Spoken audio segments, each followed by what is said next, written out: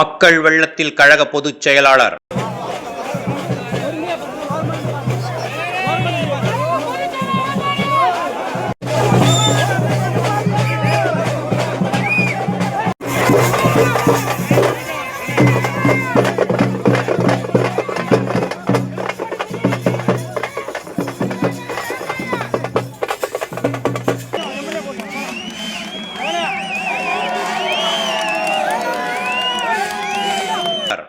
தமிழகத்தின் நம்பிக்கை நட்சத்திரம். தமிழகத்தில் 4.5 ஆண்டு காலம் பொற்கால ஆட்சியை தந்த மக்களின் முதல்வருக்கு விண்ணை முட்டும் கோஷங்களுடன் மக்கள் ஆர்ப்பரித்தனர்.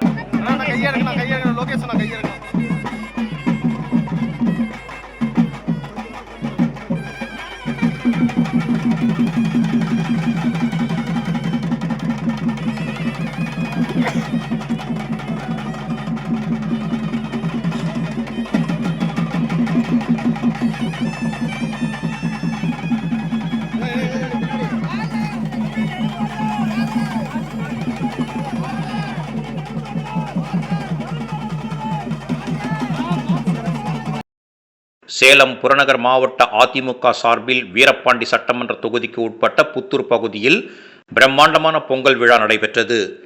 108 பானைகளில் பெண்கள் பொங்கல் வைத்து மகிழ்ச்சியை பகிர்ந்தனர்.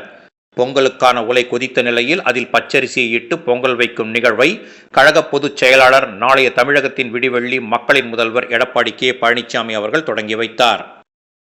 2026 லட்சியம், அதை வெல்வது நிச்சயம் என்பதை உறுதிப்படுத்தும் விதமாக மக்களின் எழுச்சியை காண முடிந்தது.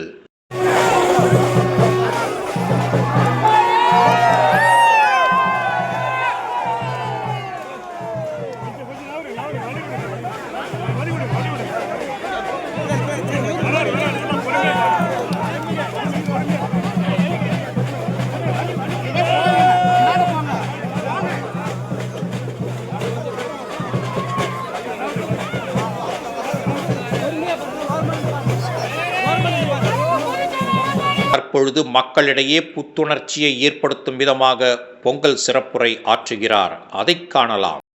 தை திருநாளிலே புத்தூர் கிராமமே மகிழ்ச்சியோடு இருக்கின்ற காட்சியை பார்க்கிறேன். நானும் கிராமத்தில் பிறந்து வளர்ந்தவன். இந்த திருநாள் உழவனுடைய திருநாள், விவசாயிகளுடைய திருநாள். ரத்தத்தை வேர்வையாக மண்ணிலே சிந்தி இரவென்றும் பகலென்றும் பாராமல் உழைக்கின்ற அந்த விவசாயியுடைய திருநாள் தை திருநாள். அந்த தை திருநாளிலே நானும் விவசாயி என்ற முறையிலே உங்களோடு விவசாயிகளோடு சேர்ந்து இந்த பொங்கல் விழா நிகழ்ச்சியிலே கலந்து கொண்டு உங்கள் மகிழ்ச்சியோடு நானும் மகிழ்ச்சியாக இந்த தை திருநாளிலே தை பொங்கலிலே கலந்து கொண்டுள்ளது மற்றற்ற மகிழ்ச்சி அளிக்கின்றது. எத்தனையோ பொங்கல் இருக்கின்றன, எத்தனையோ திருவிழாக்கள் வருகிறது. ஆனால் கிராமத்திலே இருக்கின்றவர்கள், நாட்டு மக்களுக்கு உணவளிக்கின்றவர், அந்த உழவனுடைய திருநாள் இந்த தைப்பொங்கல் தான் என்பதை நினைவு கூற கடமைப்பட்டிருக்கின்றேன். இந்த நன்னாள் ஒரு சிறந்த நாள். தை பிறந்தால் வழி பிறக்கும். இன்றைக்கு நாட்டு மக்களுக்கு வழி பிறக்கின்ற நாள் தை திருநாள். 2025 ஆண்டு ஒரு சிறப்பான ஆண்டாக அமைந்து அடுத்து வருகின்ற 2026 ஆண்டில் நாம் தை பொங்கலை கொண்டாடுகின்ற பொழுது அந்த மகிழ்ச்சியான நாளிலே, ஒரு எழுச்சியான நாளிலே இந்த தீய சக்தி திமுகவை வேரோடு அழிக்கின்ற நாளாக அமையும். நாட்டு மக்களுக்கு தீங்கு செய்கின்ற இயக்கம், மக்கள் வராத ஆட்சி அகற்றுகின்ற ஆண்டாக அடுத்த ஆண்டு அமைவதற்கு முன்னோடி ஆண்டாக இந்த ஆண்டு அமைந்துள்ளது என்பதை நேரத்திலே நினைவு கூற கடமைப்பட்டிருக்கின்றேன். இன்றைக்கு அனைத்து இந்திய அண்ணா திராவிட முன்னேற்ற கழக ஆட்சியிலே ஏராளமான திட்டங்களை விவசாயிகளுக்காக வாரி வழங்கினோம். நான் ஒரு விவசாயி என்ற காரணத்தினாலே விவசாயிகள் பாடுகின்ற துன்பங்கள், துயரங்கள், வேதனைகள் முழுவதும் நான் உணர்ந்தவன். அந்த அடிப்படையிலே விவசாயிகளுக்கு எந்தெந்த வகையிலே நன்மை செய்ய வேண்டும் என்று கண்டறிந்து அதையெல்லாம் வேளாண் பெருமக்களுக்கும் வேளாண் தொழிலாளிகளுக்கும் அம்மாவுடைய அரசு செயல்படுத்தியது. இன்றைக்கு கிராமத்திலிருந்து நகரம் வரை அனைத்து மக்களுக்கும் உணவளிக்கின்றவர்கள் விவசாயி தொழிலாளிகள். அவர்களுக்கு வெயில் கிடையாது, மழை கிடையாது, எந்த நாளையும் எதிர்பார்ப்பது கிடையாது. இரவு பகல் வாராமல் உழைக்கின்ற உழைப்பாளி விவசாயி. அவர்கள் ஏற்றம் பெறுவதற்காக அதிமுக ஆட்சியிலே ஏற்றமான திட்டங்களை கொண்டு வந்து நடைமுறைப்படுத்தி, அதனால் தமிழ்நாடு வேளாண் உற்பத்தியிலே ஒரு சாதனையை படைத்தது. தொடர்ந்து 5 ஆண்டு காலம் உணவு தானிய உற்பத்தியில் இந்தியாவிலேயே கிஸ் கர்மான் என்ற விருதை பெற்றது. அந்த அளவுக்கு வேளாண் பெருமக்களுடைய உழைப்பு அபரிதமானது. அவர்களுக்கு தேவையான உதவி செய்தது அம்மாவுடைய அரசு. இன்றைக்கு வறட்சி வந்தது, பாதிக்கப்பட்ட விவசாயிகளுக்கு வறட்சி நிவாரணம் கொடுத்தோம். புயல் வெள்ளம், விவசாயி பாதிக்கப்பட்டாங்க. பாதிக்கப்பட்ட விவசாயிகளுக்கு அரசாங்கத்தின் சார்பாக உதவித்தொகை, விளைபொருளுக்கு தேவையான விலைகள் கிடைக்கப்பட்டன. விவசாயிகள் மகிழ்ச்சியோடு வாழ்ந்த காலம் அதிமுக காலம். இன்றைக்கு விவசாயியுடைய காவலர் என்று சொன்னால் அது அதிமுகவுக்கு தான் பொருந்தும். அந்த அளவுக்கு விவசாயிகளை நேசித்த அரசு அதிமுக அரசாங்கம். இன்றைய ஆட்சியாளர்கள் 2021 சட்டமன்ற பொதுத் தேர்தலின் போது கவர்ச்சிகரமான திட்டங்களை அறிவித்தார்கள். அதை நம்பி மக்கள் வாக்களித்தார்கள். அதனால் கொள்ளைப்புறத்தின் வழியாக திமுக ஆட்சிக்கு வந்தது. ஆட்சி பொறுப்பேற்று 4 ஆண்டு காலம் உருண்டோடிவிட்டது. இந்த 4 ஆண்டு காலத்தில் நாட்டு மக்களுக்கு என்ன நன்மை செய்தார் என்று பார்க்கின்ற பொழுது பூஜ்ஜியம் தான் கிடைக்கப்பட்டது. எந்த நன்மையும் மக்களுக்கு கிடைக்கவில்லை. மக்களுக்கு நன்மை கிடைக்கவில்லை, வீட்டு மக்களுக்கு நன்மை கிடைத்ததுதான் இந்த ஆட்சியுடைய சாதனை. குடும்பத்தில் இருக்கின்றவர்களுக்கு ஆட்சி அதிகாரத்துக்கு வருவதற்காக இந்த ஆட்சியை பயன்படுத்திக் கொண்டிருக்கின்றார்கள்.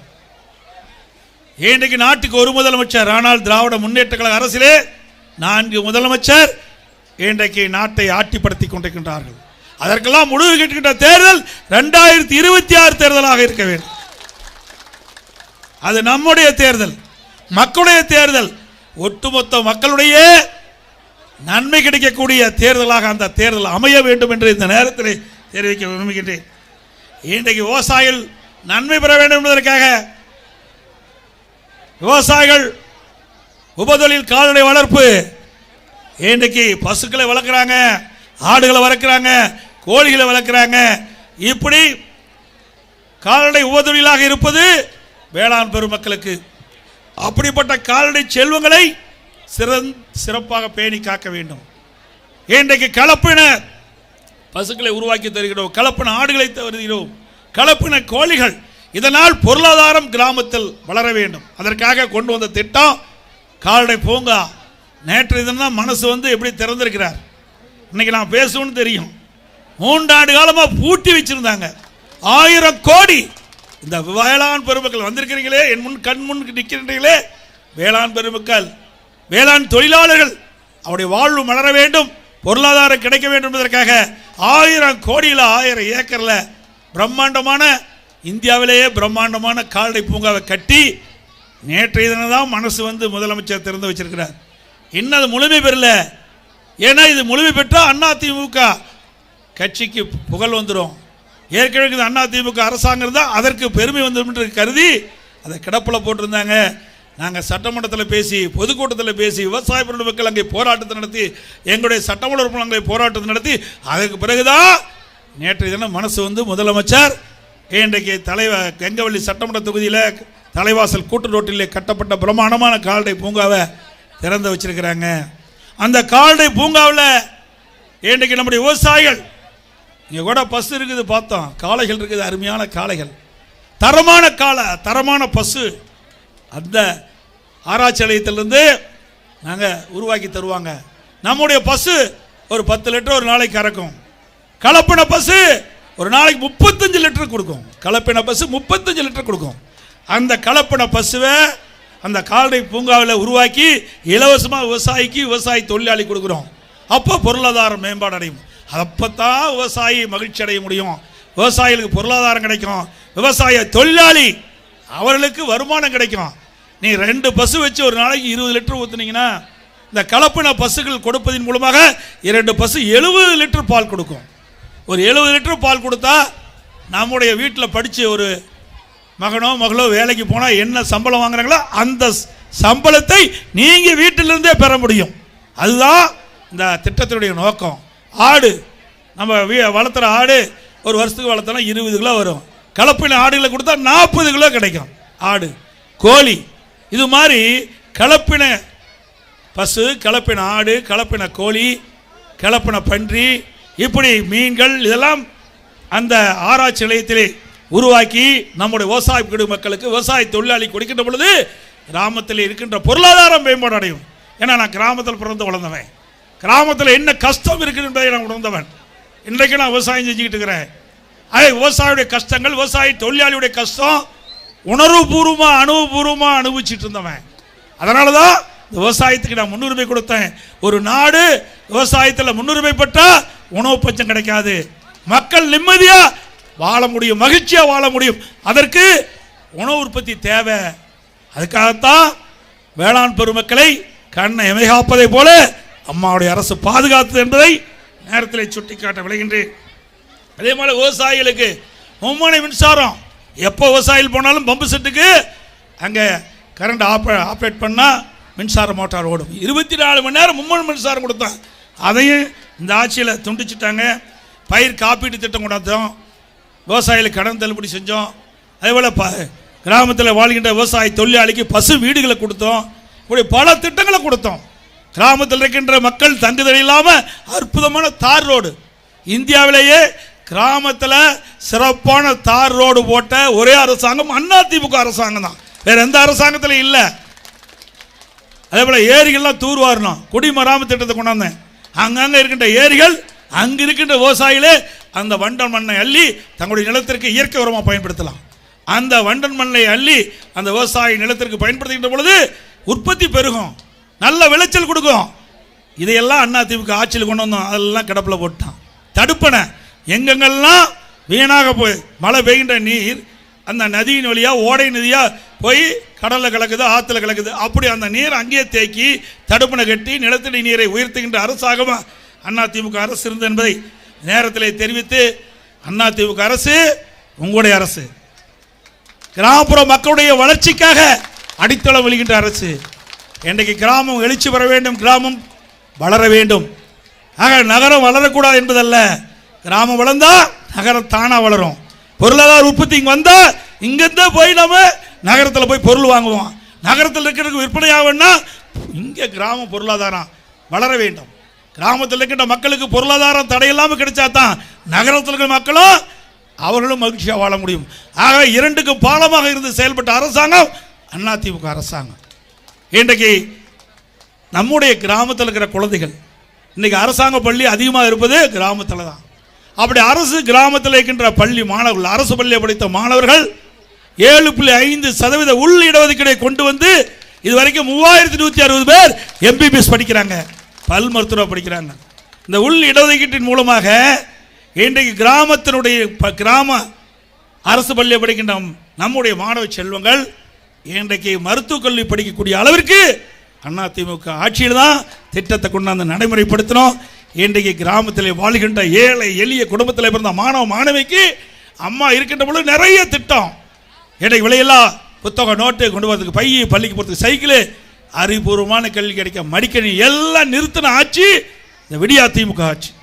அதே வருகின்ற சட்டமன்ற தேர்தல் 2026 சட்டமன்ற தேர்தலிலே நாம் இப்போ எப்படி மகிழ்ச்சியோடு இருக்குமோ அப்படி மகிழ்ச்சியோடு அதிமுக ஆட்சியை அமர வைக்க வேண்டும். மக்களோட ஆட்சியை அகற்றப்பட வேண்டும்.